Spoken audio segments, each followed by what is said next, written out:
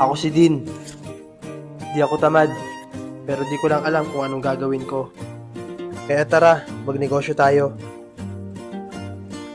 Araw ng Biyernes, walang gagawin sa trabaho. Kaya magpo-focus na lang muna ako sa negosyo. Bago simulan ng araw, nag-almusal muna ako. Mahalagang maging busog para may lakas at maging productive ang araw na to. Ito nga pala ang isa ko pang negosyo, ang Piso Wi-Fi Bendo. Sakto, 1 buwan na ang lumipas at araw na ng pagbubukas.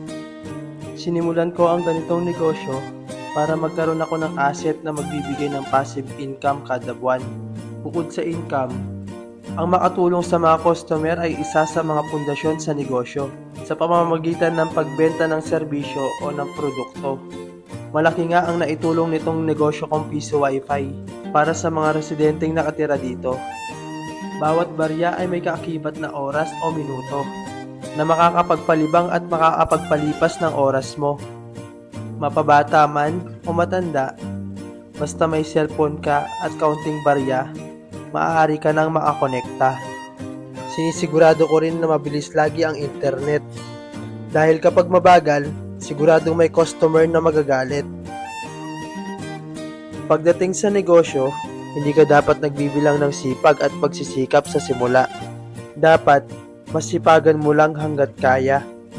At hindi mo mamamalayan, malapit ka na sa pangarap na gusto mong mapunta. Huwag ka rin matakot magsimula. At normal lang ang bumagsak at madapa. Pero dapat lagi mong tatandaan na hindi ka makakapunta sa pangarap na nais mong marating kung hindi ka magsisimula sa mga bagay na kaya mo naman gawin. Kaya sa mga manunood na katulad ko, simulan nyo na rin ang magnegosyo at sabay-sabay tayo sa pag-asenso. Tapos na pala ako magbilang at ito ang total na nakuha ko sa 1 buwan. Ibabawas ko lang ang para sa internet at kuryente. Kaya kung gusto mo din ng passive income, ito ang maganda para sa iyo. Kahit nasa bahay ka lang, basta may internet, ay pwede ka nang kumita. Hindi man ganun kalaki ang kita, pero pwede na kaysa sa wala. Dito nga pala makikita ang Piso Wi-Fi ko. Sa sikat na tindahan ni Mama, ang Lani Store. Hanggang dito na lang muna nga ang aking video. Maraming salamat sa suporta at panunood nyo. Huwag nyo na rin kalimutan na mag-follow. Maraming salamat!